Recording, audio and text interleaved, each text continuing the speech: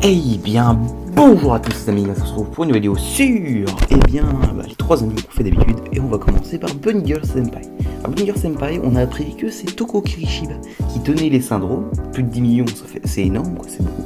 Mais je vais pas trop parler de ça parce que j'ai déjà fait une vidéo dimanche dessus sur Toko Kirishiba, les chansons de Social World, Hilbert Space, les liens avec les personnages. On a déjà fait une vidéo dessus, je vais pas trop développer ça dans la vidéo. En gros, juste les chansons, elles sont chaque chanson c'est un syndrome en fait, et chaque chanson c'est un peu le syndrome. Social World, Yuzuki, Hilbert Space, Akagi, voilà, pour faire simple.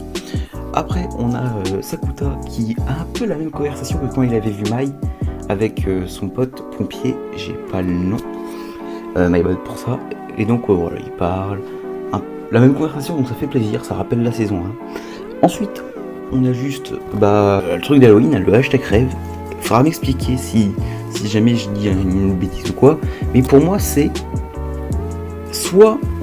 C'est pas soit, c'est juste.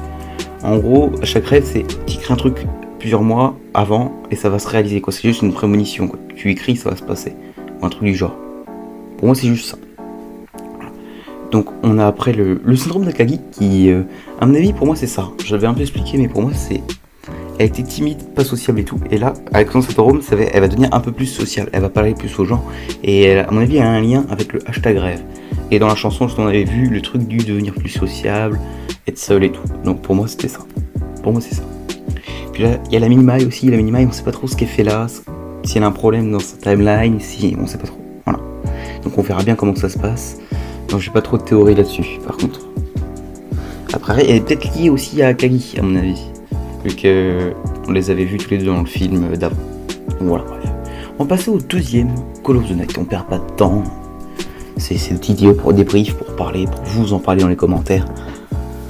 Tout Call of the Night, l'infirmière, je sais plus le nom, était en fait, je crois, l'ancienne, pas forcément disciple, mais s'est fait transformer par Nazuna. Mais c'était pas Nazuna son nom, c'était Haru, je crois. Haru. Et c'est-à-dire qu'avant d'être Nazuna, elle était quelqu'un d'autre. Donc il y a eu 2 transformations vampires, ça veut dire.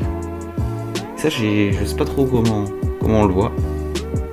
Mais histoire extrêmement touchante et tout. À un moment, ça, j'ai même un peu badé le passage d'escalier avec les grésillements. Ça m'a fait un peu bader, j'avoue. Mais impatient de voir la suite. On n'a pas revu Kiku, on n'a pas revu la détective. Mais petite vibe de Call of the Night, c'est ultra stylé, quoi. Puis ouais, je crois que c'est sympa. Juste l'épisode était cool, globalement. J'avais vu dans les commentaires TikTok qu'ils avaient pas trop apprécié le début. Genre l'épisode 1 et 2. Bon, moi je trouve ça sympa. Après à vous de le dire, mais voilà. Et ensuite, on termine. Ouais, c'est beaucoup plus court. Même si Call of the Night, l'épisode, vraiment c'était beau et tout. Puis ça nous apprend le background des personnages. Mais ouais, beaucoup de mystères, impression d'être du coup pour moi samedi, parce que je regarde le samedi. Et ouais, pour vous, ce sera vendredi. Et donc, dernier anime. My Dress Dying, voilà l'épisode. C'est un épisode de My Dress Dying, stylé et tout. On voit que Gojo, tu vois, il prend conscience qu'il n'est pas rejeté par les autres. Qu'ils ont besoin de lui et tout, donc ça fait plaisir à voir, Mais épisode masterclass, quoi, comme d'habitude. Je sais pas trop quoi dire. Si le moment où ils sont en mode Marine va acheter n'importe quoi et tout, faut pas la laisser tout seul, ça m'a biné de rire, ça m'a fini de rire. Part que voilà, juste good vibe, impatient de voir la suite et puis donc si t'as aimé la vidéo, like. Oui, j'ai pas grand chose à dire sur Death Stranding parce que c'est juste cool, quoi. J'ai pas de théorie à faire, ou juste cool, impatient de voir la semaine prochaine. Après vous pouvez parler dans les commentaires et déjà dites dans les commentaires si ces 3 amis, pour ceux qui ont vu les scans, les mangas, c'est comme vous pensez. C'est pareil ou il manque des informations, des choses comme ça. S'il manque des informations, ce sera intéressant. Vous mettez alerte spoiler, bien sûr, et vous le dites en commentaire. Donc, like, abonne-toi, c'est terminé. Tout ça à lire. Allez, salut.